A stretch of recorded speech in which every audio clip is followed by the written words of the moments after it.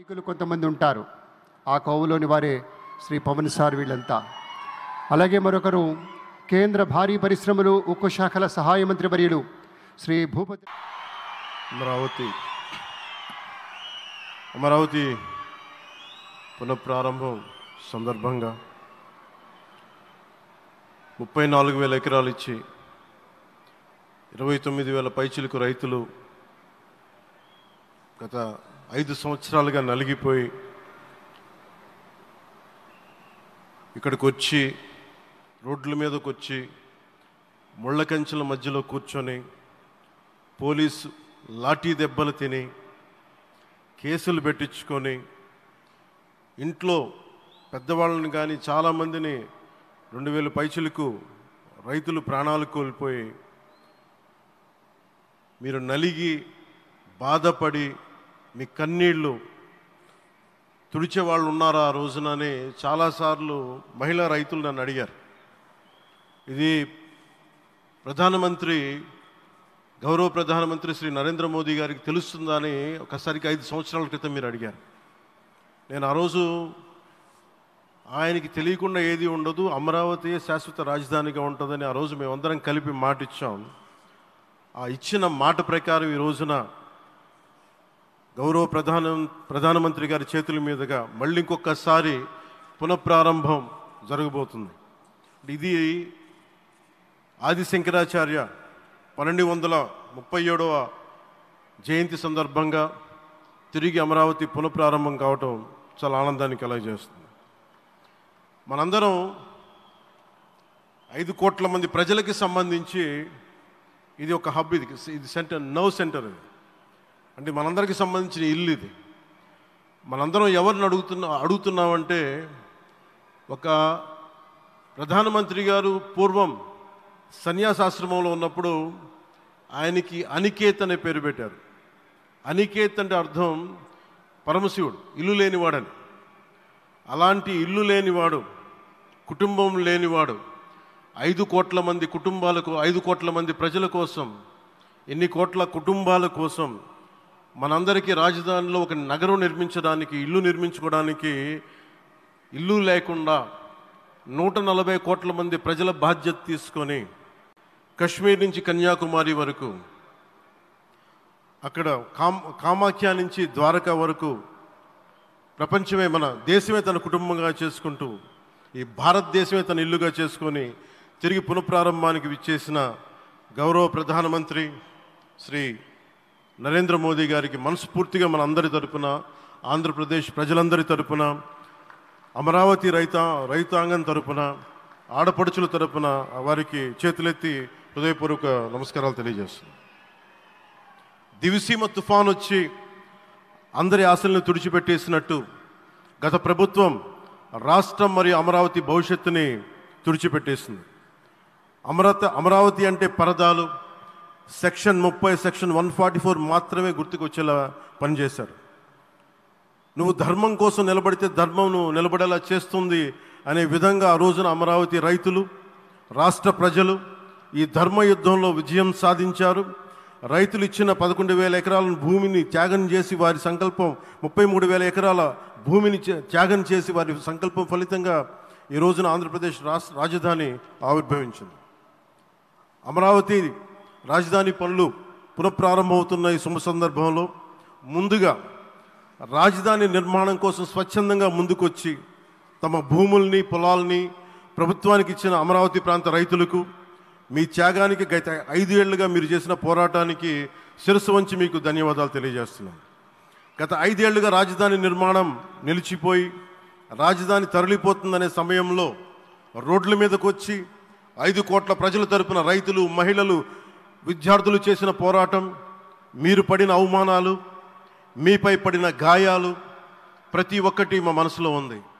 ఆ రోజున దివ్యాంగులను కూడా లాఠీ దెబ్బలు నా గుండెలు ఇంకా సజీవంగా ఉన్నాయి. ఆ బాధ మేము మర్చిపోలేదు, ఎవరిని మర్చిపోనివ్వలేదు. అందుకని దానికి సజీవ సాక్షి ఈ రోజున తిరిగి పునఃప్రారంభానికి గౌరవ ప్రధానమంత్రి గారు రాక, ఆ రోజున మహిళలు, విద్యార్థులు చేసిన పోరాటం, మీరు పడిన అవమానాలు, మీపై పడ్డ గాయాలు ప్రతి ఒక్కటి మనసులో ఉంది. మీ త్యాగాన్ని మేము మర్చిపోం. మీరు చేసిన త్యాగానికి జవాబుదారీగా ఉంటాం. బాధ్యతగా అమరావతి నిర్మాణం జరిగేలా సాయశక్తుల ఈ కూటమి ప్రభుత్వం కృషి చేస్తుంది. అమరావతి రైతుల త్యాగాలను హృదయపూర్వకంగా స్మరించుకుంటూ వారి ప్రతినిధులుగా ఇక్కడకు విచ్చేసిన రైతులకి నా ప్రత్యేక నమస్కారం. ఈ పోరాటంలో వారికి ప్రతినిధులుగా సన్మానం అందుకుంటున్న మహిళా రైతులు పాత్ర, ప్రత్యేకించి అమరావతి మహిళా రైతుల పాత్ర చాలా అభినందనీయం. మీరు ఎంత నలిగారు, మీరు ఎంత రోడ్ల మీదకి వచ్చారు. మగవాళ్ళు ఆపేస్తే ఆడపడుచులు బయటకు వచ్చి తిరిగి పౌరుషం చూపించారు, ఆంధ్ర పౌరుషాన్ని చూపించారు. మీరికి నా ప్రత్యేక అభినందన. వాళ్ళు చూపిన సాహసం, సహనం అందరికీ ప్రేరణగా నిలుస్తాయి. వేదిక మీద ఉన్న నా మంత్రివర్గ సహచరులకి, గౌరవ ప్రధానమంత్రి శ్రీ నరేంద్ర మోదీ గారికి, విజనరీ అయిన గౌరవ ముఖ్యమంత్రి శ్రీ నారా చంద్రబాబు నాయుడు గారికి, సోదరులు లోకేష్ గారికి, గవర్నర్ గారికి ప్రత్యేకించి నా హృదయపూర్వక నమస్కారాలు, ధన్యవాదాలు తెలియజేస్తున్నాను. అలాగే ఇతర సహచరులకు, సభకు హాజరైన వారికి, రాష్ట్ర ప్రజలకు కూడా నమస్కారాలు తెలియజేస్తున్నాను. ఇక్కడ రైతులు భూమిని మాత్రమే ఇవ్వలేదు, రాష్ట్ర భవిష్యత్తును నిర్మించే ఆశలను, విశ్వాసాన్ని ఇచ్చారు. కానీ 5 సంవత్సరాల్లో గత ప్రభుత్వం ఆ త్యాగాన్ని అవమానించింది. 3 రాజధానులు అస్తవ్యస్త విధానంతో ప్రజల విఘ్నతని, అమరావతిని అగౌరవపరిచింది.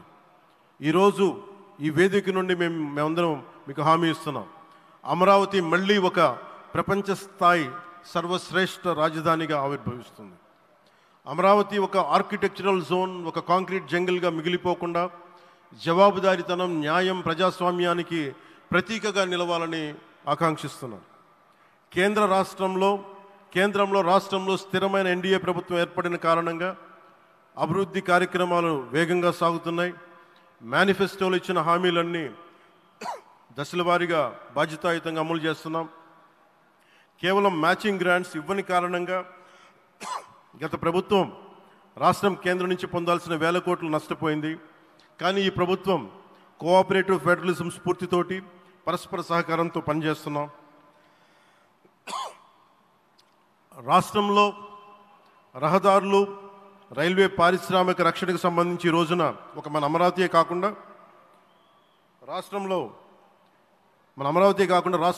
రహదారులు, రైల్వే, పారిశ్రామిక రక్షణకు సంబంధించి ఈ రోజున 1,07,00,000 కోట్ల విలువైన అభివృద్ధి పనులకి ప్రధాని గారు శంకుస్థాపనలు, ప్రారంభోత్సవాలు చేస్తున్నారు. రాయలసీమలో గుంతకల్ రైల్వే, గోరంట్ల హైవే లాంటి వివిధ కార్యక్రమాలకు, ఉత్తరాంధ్రలో పిఎం ఏక్తా మాల్ లాంటి వివిధ పనులకు ఈరోజు శంకుస్థాపన, ప్రారంభోత్సవం చేస్తున్న ప్రధానమంత్రి గారికి నా హృదయపూర్వక కృతజ్ఞతలు. నేను అవనిగడ్డ ఎన్నికల ప్రచారంలో హామీ ఇచ్చిన దానికి అనుగుణంగా మనందరి ఆశలు మనకి ఆశించిన విధంగా నాగాయలంకలో మిస్సైల్ టెస్ట్ రేంజ్కి ప్రధానమంత్రి గారు ఈ రోజున శంకుస్థాపన జరగడం నాకు చాలా సంతోషంగా ఉంది.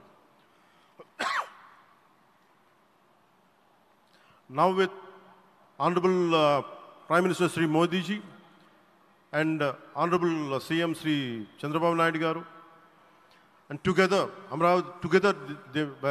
again Amravati will surely become a world-class capital, a 360-degree growth engine for all of Andhra Pradesh. Our youth will no longer have to leave for Bangalore, Chennai or Hyderabad. Soon Andhra Pradesh will create jobs for our people and attract talent from across the nation and the world. దీనికి అమరావతికి ప్రత్యేకించి ఒక వ్యక్తిని మనం స్మరించుకోవాలి. రాళ్లల్లో, రప్పల్లో ఒక మహానగరాన్ని చూసిన వ్యక్తి, ఒక 20 సంవత్సరాలు ముందుకెళ్ళి చూసిన వ్యక్తి. అలాంటి నాయకులు మనందరం కోరుకున్నట్టుగా ఆయన వెనంటే ఆయన ఉండాలి, ముఖ్యమంత్రిగా ఉండాలి అని మేము ఆశించిన విధంగా ఆయన ముఖ్యమంత్రి అయ్యారు. ఆయన సైబరాబాద్ అనే సిటీని ఎలా నిర్మించారో, ఎంత అద్భుతంగా రూపకల్పన చేశారో, అమరావతి అనే ఈ క్యాపిటల్ని కూడా ఆయన అపారమైన అనుభవంతో, ఆయన దక్షతతోటి, ఆయన గవర్నెన్స్ కేపబిలిటీ తోటి, అడ్మినిస్ట్రేటివ్ కెపాసిటీ తోటి ఇది అద్భుతమైన మహానగరంగా తీర్చిదిద్దుతుంది. ఇది ఆంధ్రప్రదేశ్కే కాదు, భారతదేశానికి తలమానికంగా అవుతుందని మనస్ఫూర్తిగా నేను ఆశిస్తున్నాను. అలాగే ప్రత్యేకించి ఈ రోజున మనం ప్రధానమంత్రి గారిని చాలా లోతుగా మనం అర్థం చేసుకోవాలి. ఈ రోజున కశ్మీర్లో దాదాపు 28 మందిని చంపేశారు. అలాంటి క్లిష్ట సమయంలో రాష్ట్రం దేశం మొత్తం యుద్ధం వైపు వెళ్తున్న సమయంలో, అలాంటి కీలక సమయంలో ప్రధానమంత్రి గారు ఇక్కడికి వచ్చి లోపలంతా బరువు, గుండెల్లో బరువు పెట్టుకొని వేదన ఉండి కూడా అమరావతి రైతులు చేసిన త్యాగాలను మర్చిపోకూడదని చెప్పి ఇంత ఇబ్బందుల్లో కూడా ఆయనకు వచ్చినందుకు మనస్ఫూర్తిగా ఒక్కసారి మనందరం ప్రధానమంత్రి గారికి గౌరవ సూచకంగా మనందరం కృతజ్ఞతలు తెలియజేయాలి. The Pahalgam terrorist attack has been one of the darkest days for the entire country. Even the blood was spilled in Kashmir. The blood spilled in Kashmir, it created tremors in the entire nation. And we had seen it personally, witnessed personally, the pain of the victims. For the Honorable PM Modi ji, he is leading the country through these tough times, and he assured all the citizens with stern action against the perpetrators of terrorism. I know this is very sensitive time, and Modi ji is carrying the nation's burden. Amidst this tremendous difficult moment, Modi ji still gave time and came today to Amravati. This shows his deep commitment to Andhra Pradesh, to the people of Andhra Pradesh, and we are deeply grateful to you, sir. May Lord Bhavani, మన కనకదుర్గమ్మ ఆశీస్సులతోటి వారికి బలాన్ని ఇవ్వాలి, శక్తిని ఇవ్వాలి, మనందరం ప్రార్థిద్దాం. May Lord Bhavani Mata give immense strength to our Honorable Prime Minister Modi ji to lead our nation and bless Bharat, Andhra Pradesh and Amravati.